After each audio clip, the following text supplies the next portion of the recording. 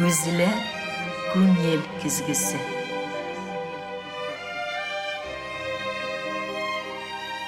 Көзілі fikir yüzağına söz aşkışı. Canlı söylem, ihlas aralaşıp, көзге көз қарашып тапшыруында. Хине өсін балам, мин бит хаман янам, Йырақтарда хиннән болып та. Атай әсәй китті, тиіп туған яқтан, Эҙҙәреңде берүк һауытма. Сөзләр әйтә алмағанны моң аңлата. Күңелләребез аңлай алмағанны, үзебезне танымаған шакларда ниндидер яраткан җырыңны тыңлап, айкалып, шайкалып түгеләсең. Әгәр дә әлеге минутлардагыча башкаручысы урынына җиткереп башкарса, без башлыйбыз. Туган тел белән бергәсез. Күзгә күз карашып тапшыруында Башкортстанның халык артисты Көмеш тавыш Лилия Ишемярова. Хәерле сәгатьтә, Лилия. Хәерле сәгатьтә. Әле генә яңгыраткан җырың белән әйтеп үтәргә кирәк. Мин сине элек-электән ераклардан сокланып тыңлаучы, сәхнәләрдә сокланып күзәтүче буларак җырларыңны якын иткән Зифа апаң. Шулай да шушы җыр арабызга шундый күпер салды ки, син бу моңың, бу җырларың белән, бу шушы шигъри аһаң белән дә бу җырдагы минем сызланганнарымны янә сызлаттың да, бала чакларыма, әнкәйле чакларыма, хатирәләремә кире кайтардың. Шуңа күрә зур теләк белән күзгә күз карашып тапшыруына, телевизор караучыларыбыз игътибарына сине бүген чакырып алганмын. Хәерле сәгатьтә. Хәерле сәгатьтә, Зифа апа. Мин бик шатмын бүген һеҙҙең белән осрашыуыма. Әйтеп үтик инде, күпләр беләләр, Зиянчура бик тәбиғәте белән бай матур яҡның Иделбәк дигән искиткес гүзәл төбәгендә туып үскән Лилия. Ул вакытта бик популяр булган исемне дә Лилия дип юкка кушмаганнарdır, чәчәкләргә тиңләп кызларына әти әнисе дип әйтәсе килә. Менә инде бу җырдан соң бигрәк тә шушы аралыкта мин үзем байтак кына тын утырасым килә. Иделбәккә кунакка китәсем килә. Нинди гаиләдә, нинди балалар арасында, ничәнче бала булып, ничек син җырга якынайып шушы гаиләдә үстең икән? Мин Иделбәк ауылында тауып үттем, ябай гына эшселәр гаиләһендә тауып үттем. Минең атайым кузнец булып эшләнә, әсәйем дәваханала санитарка булып эшләнә. Без 3 кыз үстек, мин баш баламын гаиләлә. Һәм инде мин шул тиклем бала сакта шук шаян кыз булганмын. Һөйләшә башлагандан алып йырлай башлаганмын, сөнки атайым баянда уйнаган, әсәйем инде бик моңлы итеп йырлай торгайны. Баласагым да бик тәмлекәстәр нык яратканмын. Шуга бер калак вареньега алданып мине утыргыска бастыралар да икән. Лилия, әгәр дә йырлаһаң, менә ошо вареньене каптырабыз дип алдаштырып йырлаткан булганнар. Бына инде тагыла авылда безнең вокаль-инструменталь ансамбль була торгайны, Фортуна дигән. Мин шунда солистка булдым. Туган ягымдың табигатының матурлыгы, ата-әсәемдең шундай сәнгатькә һөюе, мөгаен миндә лә һөю хисе уяткандыр дип уйлайм. Инде 9 класстан һуң мин мотлак йырсы булам дигән үҙемдең хыялым барлыкка килде. Башҡорт йыры конкурсында сығыш яһағанда Өфөнән килгән жюри ағзалары Лилия, һин Өфөгә барып уҡырға тейешһең, йырсы булырға тейешһең дип күңелемде яндырып, ысҡынландырып ҡайтарып ебәрҙеләр. Һәм инде мин ҡайтҡас ата-әсәйемә әйтәм инде, мин йырсы булам, артистҡа уҡырға барам. Атайым менән әсәйем аптырап миңә ҡарайҙар. Лилия, артистың ғаиләһе лә булмай, балалары ла булмай. Нисек һин үҙеңде шулай итеп күрәһең һуң ул тормошта ти инде? Мин әйтәм, Алла бирһә булыр, әсәй. Мин ныҡ йырсы булғым килә тигәс, атайым мине Өфө сәнғәт училищеһына алып китте. Шунда 3 тур конкурс үтеп, мин уҡырға индем, студентка булдым. Миңә бары тик 15 кенә йәш ине ул ваҡытта. Шулай җырлап үскән Лилия бүгенге көндә инде шундый данлы булып, матур, бийек исемнәргә лаеклы булып канат кага сәхнәләребездә. 9 сыйныфтан соң әти-әни куеннарыннан аерылып китеп, бүгенге көнгә кадәрлек син алар өчен янып яшәгән бала буларак, син бигрәк тә инде әниеңнең китүен авыр кичереп миңа килдең. Һәм мин инде менә бу җырдан яраклашмыйча аңлатып китәсем килә. Һәм без синең белән иҗат иттек Әсәй дәшә, Әни дәшә дигән җырны. Ул инде музыкаль мәйданнарда дөнья күрде. Башкортстаныбызда да, Татарстаннарда да халык бик үз итеп кабул иттеләр. Бу җыр белән бәйле туган якта сине әле бу йорт үзе генә торамы? Ничек син әниң төшләреңә керәме, хәтерләреңә киләме? Бу җыр сиңа әзрәк кенә булса да ярдәм иттеме, күңелләреңне бастымы, сагышларыңны? Бу турыда Лилия. Ысынлап та бик авыр кисердем, чөнки мин һәр вакыт көненә 2-3 тапкыр шылтыратышып әсәем менән ниндидер баһала темаларга хәбәрбез уртак була торгайны. Мин бик авыр кисердем бу хәлдә. Һәм күңелем кайда урын табырга белмәгән сакта менә һеҙгә мөрәҗәгать иттем. Һөйләнем һеҙгә үҙемнең хәлемде. Түҙә алмайым, кайгыма ни эшләргә икән дип. Һәм шундай матур йыр иҗат иттек бергә. Бына тамашасылар алдында мин уны иламайынса башкара алмайым, һәм тамашасылар да, хатта ир-егеттәр дә залда илап, тыңлап утыралар ошо йырды. Шуга мин шул тиклем рәхмәтлемен һеҙгә, Зиф апай. Бына кешенең бына был осракта минең күңелемде аңлап, шундай ана шул йырды башкаргандан һоң нисектер миңа адрак кына еңел булып калды. Әсәем дә төшемә кермәй башланы. Бик еш көн һайын дигәндәй күрә торгайным. Өйебездә, авылдагы, унда бер матур гаилә керде яшәргә, чөнки әниемдең бер һүзе була торгайны. Кызым нигеҙем бер касан да ҡоромаһын. Без кызлар беребеҙ дә ауылға ҡайтып яшәй алманыҡ, яшәй алмайбыҙ инде, эшебеҙ менән бәйле. Шуға мин ныҡ ҡыуанам әниемдең тәҙрәһендә уттары һүнмәгән өсөн. Менә шул хаҡта минең дә ишетәсе килгән иде. Һәм инде яшьлекнең матур ваҡытларына күчәбез хәзер, Лилия. Син әле сәнғәт училищесын тамамлап өлгөрмәстән үк сине Сибайға, Сибай филармониясы ачылыу сәбәпле беренчеләрдән булып эшкә тәғәйенлиләр. Һәм шунда китәргә фатиха аласың, юллама кебек булып чыга инде. Менә бу Сибайдагы язмышың, Сибайдагы тормышың шул кадәр кисәк кенә бер матурлык. Мин инде белешмәләрдә алыштырдым. Анда шулай ук мөхәббәтең белән очрашу. Анда сәхнәдә үзеңне шын җырчы итеп, профессиональ кимәлдә дип әйтәсе килә, бийеклектә хис итеп, аякларың ныгынып киткән шакларың дип әйтәсе килә. Менә һәм шул вакытта бик кызыклы бер әйбер, бер көтүче баксаң, Лилиягә гашыйк булган да, һәм шул вакытта шык миңа Лилия Сибайга дип әйтелгән җире дә бар, һәм шык миңа кияүгә Лилия дигән җырлардан торган матур программа әзерләнә. Һәм инде менә әйдә шул Сибайга ничек юллама белән кителде, һәм менә шул аралыкта әлегә гаиләгә күчмичә генә менә ничек килеп чыкты бу юморескага таянып әзерләнгән программа. Сибай филармонияһына мин 3-нче курста укыганда безнең билдәле режиссерыбыз Альмира Шәриф кызы Куатова сакырып алып китте. Мин инде йырсыга бит инде ситтән торып укып булмай. Укуымды дәвам итәргә кирәк, 4-нче курста тамамлап диплом алырга кирәк. Бик уйланам инде, әмма ләкин эшләгелә килә бит инде, эш башлайһы килә. Һәм мин юлландым Сибайга. Поездларда, самолеттарда, тегендә, монда йөрим, сессияма килеп сессиямды тапшырам. Ә Сибайда гөрләтеп эш башланык, Зиф апа.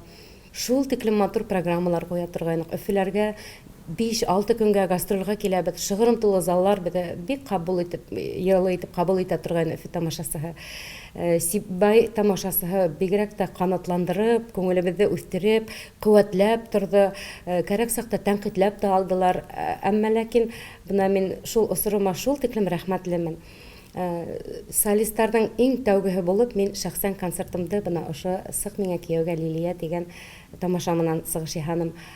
Уның режиссеры шулай Альмира апай Куатова, һәм инде был әҫәргә килгәндә Хайбулла районынан Фәнил Әбделмәнов дигән яҙыусы үҙешмәкәр, ул шундай юмореска яҙып ебәргән ине, Йәшлек газетаһында баҫылып сыҡты ул. Сибайга Лилиягә дигәндә, сык миңа кияүгә Лилия дип. Һәм инде шуга нигезләнгән матур итеп сценарий иҗат итеп, хатта кастингтар игълан итеп, биючеләр табып, ошо программаны куйдык. Бөрьян районында сыгыш яһанык та, концерттан һуң рәхмәт әйттеләр дә, хәзер залдан бер егет кычкыра: "Лилия, сыкмаһын Гыйлметдингә кияүгә, подумаешь, уның мотоциклы бар, минең тракторым бар бит", ди. Көләләр, зал көлә. Ә мин әле яшь кенә, нимә дип әйтергә лә белмәйм, елмайдым да тордым инде. Менә шундай хәлләр дә булып китте. Шуга онда тормышымдың бер бик зур бәхетле булган сактары дип исәпләйем мин ул Сибай филармониясында эшләгән вакыттарымда. Мин шундай карар кылдым. Сиңа азрак кына әзерлек барышында. Җырларың бик мәгънәле исем шәрифләре белән. Җырларыңның исемнәренә туктый, шул җырларыңның исемнәре белән сиңа сораулар бирмәктә булдым. Син риза булырсың дип уйлыйм. Менә бәхет өчен көрәш шул Сибай сәхнәләреннән башлангандыр. Синең шундай матур җырың бар, бәхет өчен көрәш. Ансын үзең әйтеп үтәрсең. Һәм бәхет өчен көрәшнең тәнсең икенче җырың исемә төшә, Былбыл кош. Тутты микән Лилия? Бу җырның исеме кебек кулында сайратты микән Былбыл кош дисәгез, хәзер шул тәңгәлгә инде китеп барыштабыз. Үзенең шәһәр егете булуына карамастан, бик яхшы математик булуына карамастан, әтисенең юлын сайлап, физматны сайлауына карамастан, кичкенәдән биеп, инде синең кайның да бик тырышып бию түгәрәкләренә йөртеп, инде БДУда ирәндек ансамблендә биеп йөреп, шул физматны калдырып, барыбер шул биюгә тартылып, Урал Мортазин дигән егет Сибайда эш башлый. Һәм шул вакытта сезнең йөрәкләр кавыша. Бу ничек булды икән? Менә хәзер кызыграк җир. Ысынлап та бәхетең өчен көрәш дигәндә, ысынлап та һәр вакыт үзеңнең бәхетеңде теге күз алдына килтереп, ниндәйдер хыялларга бирелеп яшәргә кирәк. Бына, мәсәлән, бына Уралга килгәндә, ысынлап та теге элек мәктәптә укыган сактарда бит анкеталар тултыра торгайны, хәтерегездә микән шундай дәмә булды. Тормыш иптәшегезне ниндәй күрәһегез дигән һорау була торгайны. Мин шунда ул анкеталарда әллә хаклайм, инде улар бар. Кай вакыт асып карайм да, үзем дә шаккатам. Менә бөтә Уралда булган хәзаттар минең хыялымда шундай булган һәм мин шулай итеп язганмын. Ул бейек булырга тиеш, ул шундай акыллы булырга тиеш, сибәр булырга тиеш, дөнья көтерлек кеше булырга тиеш дигән бана шундай нәйләр, алар бөтәһе лә шул анкетамда тултырылган. Сибайга килгәс, Уралга мин бик озак карап йөренем инде. Шуннан ничектер дуслашып, танышып киттек. Концерттарда концерттан һуң бер табында бергә очраштык, һөйләшеп киттек. Уртак темаларыбыз килеп сыкты, бик кызык. Шуннан һуң яшереп кенә, беркемгә лә белдермәй генә икәүләп йөри башланык инде, очраша башланык. Буда шул сык миңа кияүгә Лилия программа эшләгәндә, без дуслашып киттек. Адактан гастрольга Франция иленә киттек. Һәм шуннан кайткас, ул миңа тәкъдим яһаны, һәм без өйләнешергә булдык инде. Шундай матур аралык, бергәләшеп китү, сәнгать кушылган. Ике төрле сәнгатьнең кушылып киткән вакыты. Һәм шул вакыттан башлап сезнең арада кыйынрак көннәрдә булган, чөнки ул Уфага күчкән вакытта бер елга аралар өзелеп торган, менә әйтәләр бит, яши башлаган яшь гаиләдә кризис вакытлары була. Менә шулар авырлыклар булдымы? Яки бу сынаулар сезне ныгытты гынамы, Лилия? Тормышта теге әйтәләр бит, кешенең маңлаена үзенең язмышы языла, шулай язган, безгә бергә булырга, һәм инде кыен булган сактарда һәр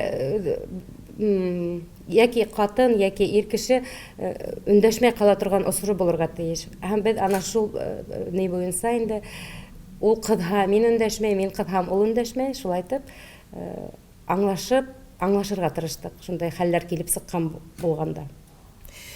Сезнең арадагы еллар байтак кына кыйла.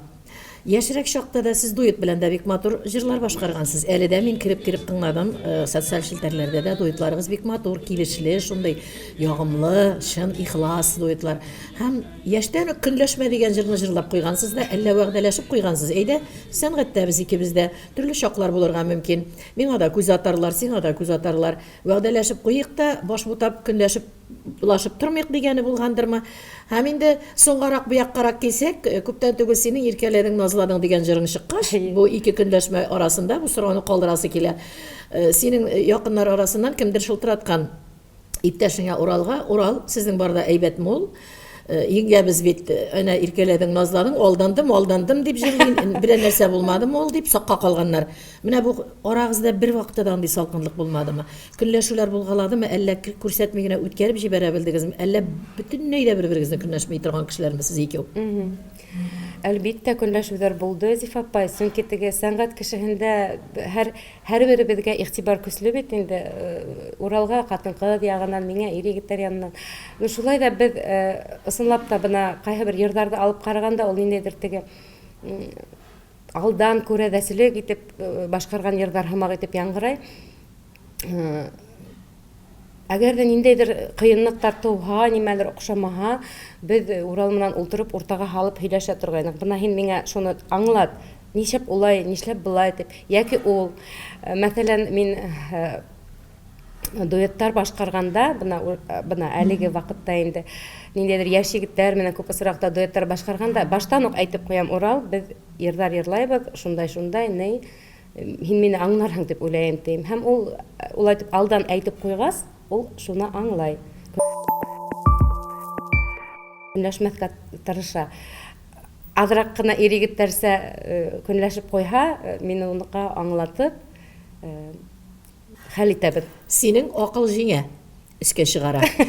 Бик дөрес. Әмма ләкин кытыклану бар ниндидер Уралда да. Уралның да җаны бар инде, йөрәге бар бит инде. Шуңа күрә аны да аңларга кирәк. Әмма менә Уралның шул вакытларда да, гомумән тормышта да иң яхшы сыйфатына кайсы ягына таянып син алып китеп барасыз тормышны?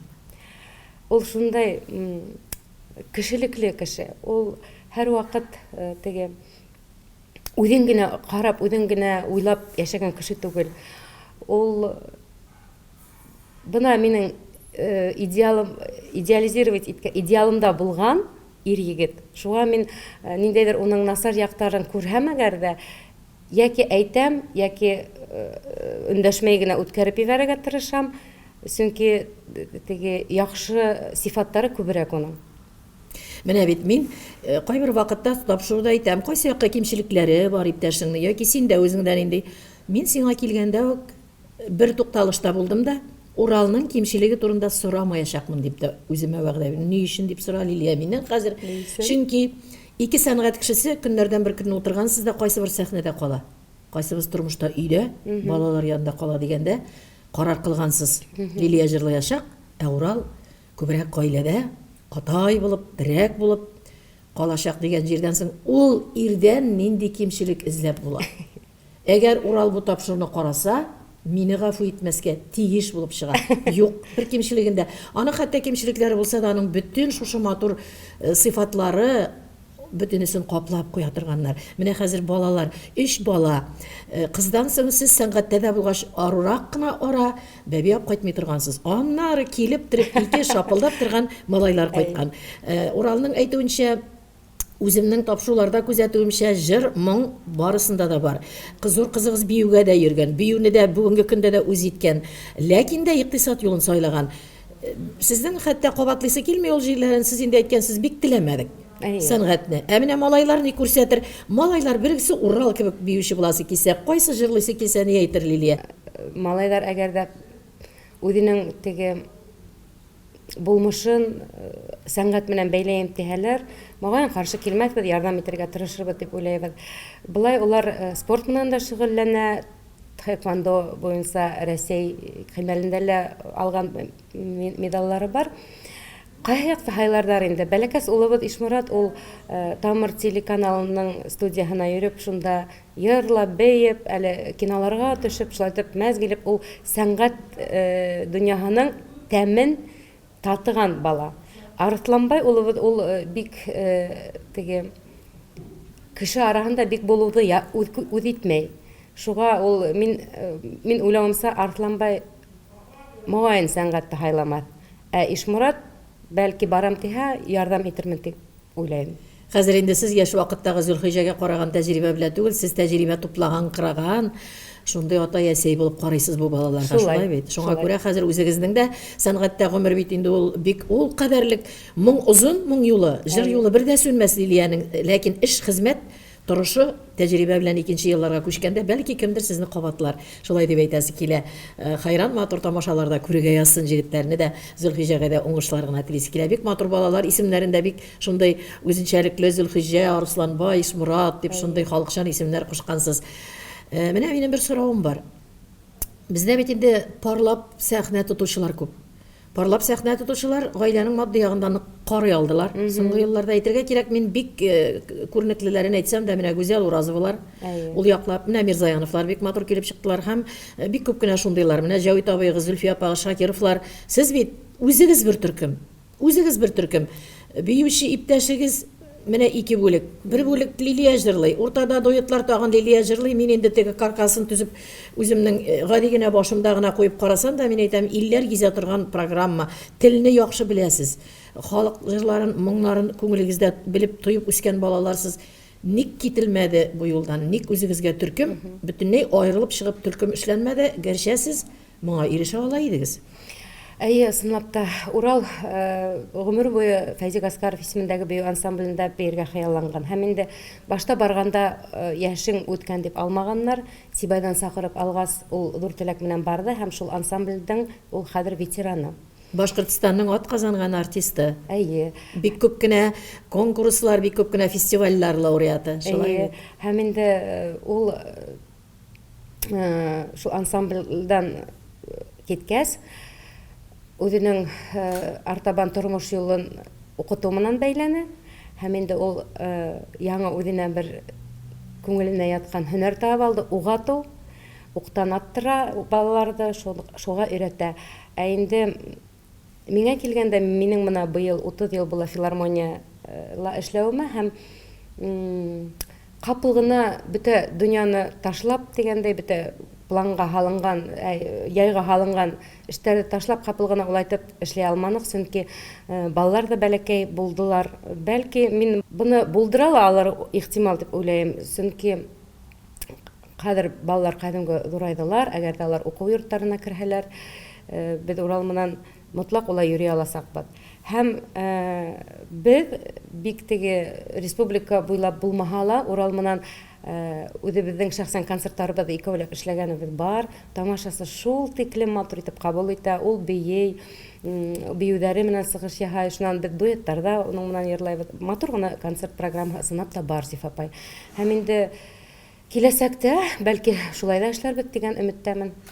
Анык кына, ашык кына аралык безне Лилияле иткән аралык, ул бөтенләй таралып Лилияле иткән аралык. Ул Сайын Әхмәтов исемендәге Башкорт дәүләт филармониясе. Монда эшләгән елларың менә әле әйтеп торасың, саннарын, исәпләрен, искитәрлек матур еллар үтте. Шул кадәрлек халыкны иркәләдең, күңелләребезне тибрәттең. Җырларың, моңнарың белән Лилия. Филармония хакында әйтеп үтми мөмкин түгел. Урыны синең иҗат язмышында, шуннан соң менә төркемнәрдә эшләдең, Караван сарайда эшләдең, бик билгеле бит инде. Ядкәрдә эшләдең син. Бүгенге көнне яшьләр белән эшлисең, Тимур Рамазановлар төркемендә. Аннан шулай әйтәсем килә, ник әле һаман Лилия Ишемярова үзенең төркемен булдырасы килми микән, яки инде күпкә җиңелрәк яшьләр янында эшләү дип уйлыйм микән? Менә шул филармониягә бирелгән язмышка әйтер фикерең. Ысынлап та ул филармонияла минең уйлавымса фанаттар эшләй үзенең эшенең. Чөнки теге бик күп гастрольләрдә йөрергә туры килә. Төрле яктарда ул шул тиклем теге 700-800 километр үтеп, 2 сәгатьтән сәхнәгә сыгып китәһең бит инде елмаеп, бернидә дә арауды белдергә тиеш түгел. Чөнки ул яраткан эш һәм яраткан эш урының булгас, күңелеңдә биреп, ихласлап эшләйһең. Мин бик куанам инде ошо филармонияга эшкә килүемә, чөнки бында ла мин Сибайдан килгәс, үз урынымды таба алдым дип әйтә алам бүгенге көндә, чөнки байтак кына шәхсән концертларым менән сыгыш яһанам, төрле режиссерлар менән эшләнем, эргәмдә шундай тәҗрибәле, абруйлы коллегаларым да кәңәшләрен биреп, ярдәм итеп тордылар. Кайһы төркемдә генә эшләһәм дә, һәр вакыт ниндәйдер үземә тәҗрибә, ниндәйдер яңлык алырга тырыштым. Ә инде үз төркемемә килгәндә, мин бына 2 ел элек, бер 3 ел тирәһе үз төркемемде булдырып эшләп алдым. Әмма ләкин шул тиклем етәксенең Вазифасы киң, һәм эштәре лә күп. җаваплы. Һәр артист өчен җавап бирергә кирәк. Программа өчендә гаиләмә мин йетмәй башланым. Шуның өчен мин был вазифаны баш тарттым һәм зур теләк менән әлеге көндә Тимур Рамазанов, Илдар Абдуллин, Алиса Жумагалиева дигән артистлар белән мәзгилеп, рәхәтләнеп эшләп йөрим. Афарин дип әйтәсе килә. Пандемия чоры булды, бик авыр гына чор булды. Пандемия чорында бик күпләр тынга калдылар, ләкин синең иҗат тукталышта булып тормады. Хәтта сез гәрчә Рената Монти белән аның дуслары гимн дуслык гимны дигән зур проектта катнашып, шундый киң күләмдә тәкъдим иттегез. Шундый проектна бу хакта әйтеп үткәнеңне телим һәм инде күп телләрдә җырлавың. Менә сокландыра Лилия, аны аерым-аерым бер тапшырык кысалар насыйб бетә алмыйбыз, инде телләрдә сиңа бигрәк тә якын һәм шуның өстенә менә шул проектлар өстенә синең төрле телләрдә җырлый алуың, һинд телендә бигрәк син аларга шап китәсең, киенебрәк бассаң, галәмәт булып мин менә карыйм экраннарда сине һәм бу хакларда менә пандемия вакытындагы шушы эшләнгән проектлар турында. Был Рената Монти менән мине безнең Италияда, Венецияда яшәүче минең иҗатташ дустым Рафис Хөснетдинов таныштырды Рената Монти менән. Һәм инде ул төрле илдәрдән, Германия, Франция, Россия һәм бына Башкортстандан мин булдым. Рафис Венециянан шулай ук йырланып бит инде һәм бына шундай проект уйлап тапты. Безнең медицина хезмәткәрләренә рәхмәт һүзе булып яңгырган дигән мәгънәле. Пандемия вакытында бик күп онлайн концертлар эшләргә туры килде. Артистларга снапта беркемгә лә еңел булмады. Безгә бигрәк тә авыр булды, чөнки без тамашачыларның күзләренә карап, улар белән очрашып, аралашып яшәгән кешеләргә бу бик катмарлы осыр булды. Мин Instagram аша 11 шәхсән концерт бирдем. Улар төрле тематикага бәйле булды. Халык йырдары, яратам мин илкәемде. Шулай ук бына төрле телдәрдә Песни народов мира дигән проект менән дә сыгыш яһаным. Асыллап та бик репертуарымда яратып башкарган йырдарым байтак. Улар ни өчен төрле телдәрдә мин әле Сибай филармониясында эшләй башлаганда ук шулай үземә шундай юнәлеш алгайным. Чөнки һәр халыктың үзенчәлеге ниндәйдер бар һәм әгәр дә шундай төрле телдәрдә йырдар башкарһаң, ниндәйдер һин төрле булып күренәһең сәхнәлә. Бына иң яратып башкарган йырдарым әлбиттә Зифапа һинд йырдары. Бала сактан без бит инде һинд киноларын карап үстек. Ундагы булган хис-тойгылар, мәхәббәт, йырдар, биюләр. Әле генә берәр үзек күрсәтеп алабызмы? Һинд йырынан. Әйдә. Әйдә. Тыңлыйк әле. Хатуба, хатуба, хатуба, хатуба, хатуба, хатуба, hetini ativani meni, hetini ativani lezi, heseki kadalmi, hatuba, ba, ba, ba, ba, ba, ba, ba, hatuba, hatuba, hatuba. Bana şolay Zifapa. Хайран, үзе шунда туып үскән диярсең. Иптәшләр шынҗырчыларына шундый була. Тотасың да йырлатып карыйсың, тотасың да йырлатып карыйсың. Юк, мин әзер түгел. Диючеләр башка төрле була. Biz рәхмәт моның өчен. Кайчан күңеленә якын айырлар икән. Лилиянең бу хәлләрен аңладык, тыңлыйбыз, филармонияны да беләбез, барысын да беләбез, хөрмәт итәбез. Үзенә якынларсын диләр. Менә җырларыңда рухи хазинама җырына тукталмый булмый. Халык җырларын шу кадәрлек нишкәлекләрен тоемлап җырлыйсың. Нинди урын били икән дисәм, артык булмас бу сорау. халык җырларына? Мин бик Зифапа халык йырларын иҫ китмәле яратып башкарам. Йырлай башлагандан алып иң тәүге башкарган йырым Һандугас булды һәм бына бик күптән түгел генә минең 33 йырдан торган халык йырлары дискым дөнья күрде. Мин аны төрле йылдарда башкарган йырдарымды туплап, билдәле булган йырдарды йыеп, һәм инде һирәк башкарыла торган йырдарды ла алып, төрле жанрдарда, ул сеңләү, такмак, кыска көй, озын көй, матур итеп ошындай диск сыгардым.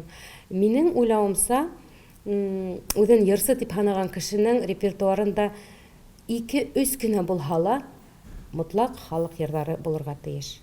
Татар халык йырымы ул, башкорт халык йырымы ул. Бына сөнки ул йырдар, ул безнең булмышыбыз, борынгыбыз, без уны һаклап килергә тиешбез. Шул йырдарга нигезләнеп, безнең сәнгатебез яши, әлеге яңа йырдар иҗат ителә, яңгырый. Шуга мотлак халык йырларын башкарырга кирәк. Күптән түгел генә бик күркәм шәхесебез Касыйм ага Юсупов булды кунакта, күзгә күз караш тапшыруына. Бик тәнкыйть белән әйтте шундый фикерләр. Халык җырын башкармаган җырчы була аламы икән, үзен җырчы итеп тоя аламы? Менә дәлил. Менә читтән карап күзәтүче шәхес әйтеме һәм җырчының үзенең әйтеме. Монда инде миңа кулларымны гына күтәрергә кала. Һәрбер җырчы үзе кабул итәргә тиеш, үзенчә. Бик зур рәхмәт бу сорау өчен. Лилия, менә дуслык дигән сүз бар. Достыма дигән, синең эстрада җырыңда бар, халык җырыңда бар. Әйттем ишене җырларың аша китегә әле дип. Күптән түгел генә интернетта бик авыр кайгыдан соң Эльмира Сөләйманова киткәннән соң бер артлы шундый дөнья күрде, тәнкыйть күзлегеннән чыккан фикерләр. Ник бер җырчыда затрага килмәде? Эшләгән вакытта барысы да безнең дустыбыз дип фотосурәтләргә төшәләр иде. Әле Инстаграмга чыгаралар иде, әле контактларга чыгаралар иде. Кайда Эльмираның дуслары? Ник аның бер үзен алып киттеләр табутта, үзенең якыннары әйләнәсендә генә кая булган дуслары? Мине шул хәтта тирәндәрдә һаман тукталмый. Менә бүгенге көнгәчә бу тукталмый, чөнки халык гайрәте чикте җырчыларга дуслыкка карата. Сәнгатьтә дуслык бармы? Тормыштагысына мин тиеп тә тормыйм. Синең кебек матур күңелле шәхесләр белән дус буласы килүләр теләк. Менә бу яклап ни әйтер иде Башкортстанның халык артисты Лилия? Сәнгатьтә ул дуслык бар микән ул? Бәлким бернисә кеше ихлас итеп дус була алалар яныңда. Сөнки теге гомумән сәнгатьтә бер-беренә конкурент дип карыйлар бит инде. Был осракта минең сәнгатьтә дусларым бернисә бар. Ысын дус итеп һанаган. Дуслар алар күп булмай бит. Тормышта ла алар бик әз була. Бына минең тормышта бер генә дусым бар, мәсәлән. Асын бына ултырып илап, бөтен күңелемдә аса торган дусым бар. Әгәр дә мин кеше, бына шундай минең ним бар, иске туйгым ниндәйдер. Кешенең күзенә карайым да, ул ниндәй кеше икәнен әйтә алам. Истән генә үземә һыгымта яһаям да һәм күңелемдә асыргамы, асматкамы мин шуны ана шулай дип хәл итәм. Алдагы соравыма Лилия үзе үк күчеп китте, талгын гына, чөнки дә минем әйтә торган соравым әзер иде. Серләреңне үзеңдә саклыйсыңмы, әллә ашыкмы син кешелеккә карата? Бик ашык кешеләр бар, азрак ашык кешеләр, гомумән бик сак кына, серләрен сак кына бик тә тота торганнар бар. Кайсысы Лилия? Бына һуңгы әйткән, әлбәттә, хак кына үзен тота торган дип әйтәм. Хәтта бер коллегам филармониялә эшләгәндә әйткән, Лилия ул конфликтка кереп бармай, ул ситтән генә карап тора ул дип, һәр вакыт теге шуны көлеп искә алам, ысынлап та. Мин башта теге карап алам, башта аңлайым нимә хакында, ниндәй һөйләшерлекме, һөйләшмәслекме. Һәм минең шундай хадатым бар, әгәр дә миңа кеше охшамай икән, мин уның белән яманлашмайым да, душманлашмайым да, үземдән ушлатып кына шылдырып куям. Һәм көчле ихтиярлы кешеме син? Ихтияр кеше нинди синдә? Әйе, мин үземде көчле ихтиярлы дип һанайм, чөнки теге тормышта төрле ничек әйтергә, сетрекле хәлләр килеп сыга, теге бирешмәскә, тип үҙемә маҡсат алам да, һәм әгәр дә кәрәк икән үҙеңде формаға китереү тиҙ генә, мәҫәлән, фигураңда мин уға ныҡ итеп тотонам да һәм шуны эшләп ҡуям. Әгәр дә ниндәйҙер теге ҡыйынлыҡтар тыуған булһа, һин бирешергә тейеш түгелһең дип үҙемә ныҡ итеп уйҙар һалам да һәм шуны еңеп үтергә тырышам. Көчлө ихтыярлылығына бер тағын бер сифатың исбатлады. Бик күп йыллар элек кенә син түгәрәк кенә матур гына Лилия булып, алайда без сине бик ярата идек. Кояш булып чыгаың да балҡып шулай җырлый идең. Әле син шундый кичкенә сандуғаш булып чыгасың. Шулай ябыҡты диләр. Шул ҡәҙәрле матурлыҡның серләрен бүлешмәй мөмкин түгел. Менә бында ихтыяр кеше генә түгел, тагы нәрсәләр җәлеп ителде икән. Әйе, ысынлап та теге интернет ашала һорайҙар, әгәр дә ысынын яҙһам ышанмайҙар, алдайһың тиҙәр. Юҡ, әлбиттә, шул тиклем Сибай филармонияһына килгәндә теге ябығып алыу теләгем ҙур ине. Һәм нимәләр генә эшләмәнем, мунсаларға йөрөнөм, тоҙҙар менән ышҡындым, шунан һуң икмәк ашамай ҡараным, ҡара бойҙай ғына ашаным, шунан һуң бейеүселәр менән классикаға йөрөнөм, улар тәгәрәп ятып көлә, мин түңәрәк кенә булып юбкалар кейеп, аяҡларҙы күтәргәнсе, хәл юҡ, хәл етмәй бит инде.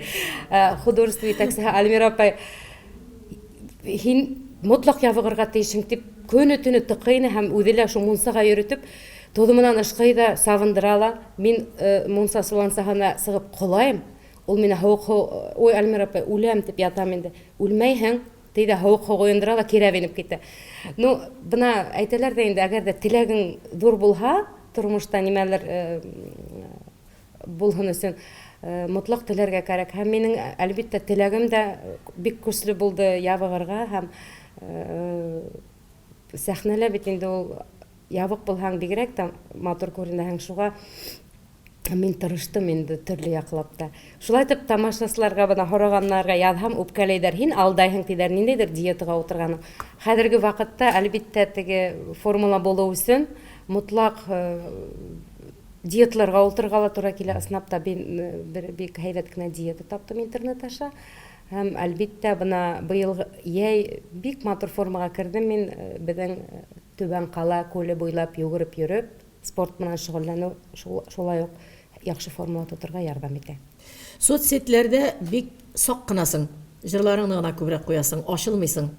Ҡайберәүләр бит ҡая барғанын, ҡая ҡайтҡанын, Зифа апа үҙе дә ҡайбер ваҡыт шулайыраҡ халыҡ белән бергә йәшәйем дип тырыша. Ник шулай? Мин ғөмүмән соцсеттәрҙе ижад өсөн күбеһенсә ҡулланырға тырышам.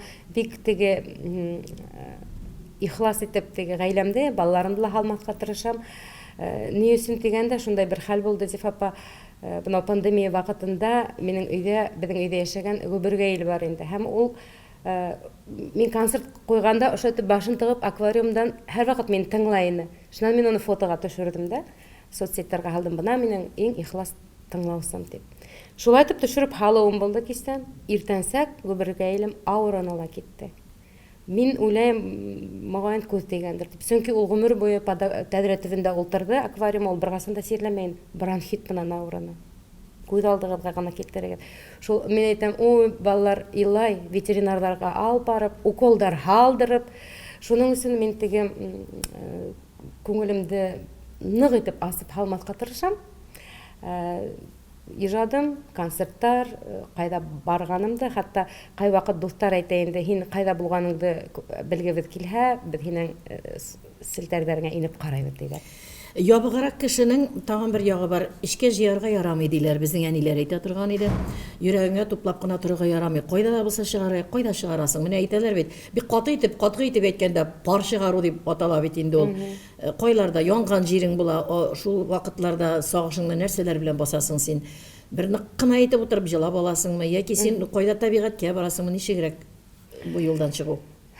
Мин тәбиғәтте бик яратам, тәбиғәттә булырға яратам. Ана шунда миңә рәхәт һәм еңел була. Илап алған ваҡыттарымда була, ултырып ҡына, бер үҙем генә, бер кем дә күрмәгәндә. Ғөмүмән балаларым, ғаиләм күрмәһен тип тырышам, сөнки Улар минең өсөн көясәктәр, мин аларда ундай хисләргә һалгым килмәй, шуңа кай вакыт күңел шул тиклем күңелгә авыр булган вакыттар була. Һәм шундай осрактар булһа, мин аны оныта торган сифатым бар. Менә минең менән булманы ул хәл тиемдә, онытам. Шунан да әйбәт нәмә юктыр дип уйлыйм, Зифа апай. Ниндәйдер теге авырлыктар, кыенлыктар булһа, шулай дип үткәреп ебәрергә тырышам. Һәм яки мөккибән китеп яңа бер эшкә тотынам. Ул ниндәйдер йыр эшләүме, кайдалыр барып клип төшерүме, шундай. Сәхнәгә менә Лилия Ишемъярова чыга дип игълан ителә, һәм сәхнә артында ничек үзеңне әзерлисең? Мин сәхнәгә 30 ел тиктә сыкһам да, барыбер һаман да тулкынланам, Зифа апай. Әнем өйрәткән, белгән догаларда укып сыгам. Шунан сыккас, нисектер тынысланып, тамашачларны күреп, үземдә кулга алып, сыгыш яһайм. Иң дигән матур тәңгәлләребез бар. Шулай каралган тапшыруда, әйдә, шул сорауларны сиңа бирәм, кыска сораулар дип аталалар. Бүгенге көнне синең өчен иң мөһиме? Иң мөһиме илләр тыныс булһын, гаиләм һау булһын һәм иҗадым барһын. Иң рәхәт ял минутлары синең гаиләң үзең өчен кайда? Өйдә. Иң яратып эшләгән шөгылең, хобби дибез, җырдан башка. Сәскә үстерү. Бакча бармы? Баксабыз бар әйе. Менә ничек өлгерәсез икән әле. Иң яраткан ризыгың гаиләңне сыйлый торган. Мантый. Яраталар. Яраталар. Иң кешеләрдә таяна торган матур сыйфат ни дип уйлыйлар? Ихласлык, кешелеклек.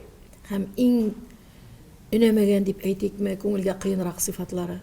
Шулай әйтә аласың. Ике йөзлек. Күзеңә карап, икенче төрле уйлаганым. Һәм инде иң матуры, иң зур хыял һәм максат киләчәккә. Зур хыял ул озаграк елдар тамашачларыбызды йырлар менән кавандырып тору, матур формала булу, картаймаска Зифа апа, һәм тагыла гаиләмдең, балаларымдың үз юлдарын табып, гаиләләре булып, өләсәй, картай булып яшәргә ядам теләйм. Шундый матур очрашу, шундый җылы аралашу өчен шатмын, Лилия бүген. Һәм инде яраткан тамашачыларга әйтеп калдырыр теләкләре дә юк түгелдер телевизор караучыларыбызга, Лилияның. Мин, Зифа апай, бына ошо тагыла безнең бергә иҗат емеше булган йырдың һүзләре менән әйткем килә.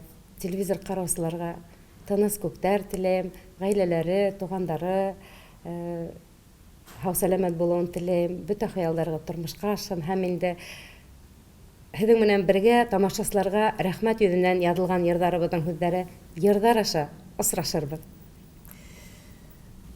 Сәхнәдә җыры, тормышта гаиләсе көтә. Бик бәхетле безнең Лилия Ишемъярова. Аның үзенең җырларына тукталабыз дидек бит, һәм тамамлаганда да аның җыры аша мөрәҗәгать итәм үзенә үк. Моңлыларның көне яҡты дип җырлый ул. Күңелең яҡты, эшең яҡты, тышың яҡты. Алтын балыҡ дигән җырың да бар.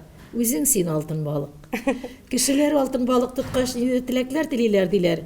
Син булган җирдә үзеңне алтын балык итеп хис итеп, менә әлегә кадәр булдырган рәхәтлекләреңдә, тормышның янә матурлыкларын күреп яшәргә дә, озак итеп халыкларыбызны сөендереп, җырларга булсын. Сез дә бик канәгать калгансыздыр дип уйлыйм, хөрмәтле телевизор караучыларыбыз. Белмисең икән, сора. Аңламыйлар икән сине, аңлат. Инде очрашасың килә икән, шакыр, сагынасың икән, шалтырат. Нәкъ менә мин Лилиягә булган бүгенге хыялымны тормышка ашырган кебек. Шулай яшик һәм әйтәсе килә, кадерләнәсең килә икән, үзеңне дә, гаиләңне дә, җырыңны да, язмышыңны да Лилия кебек кадерли белеп яшә. Хөрмәтле тамашачы һәм телевизор караучыбыз.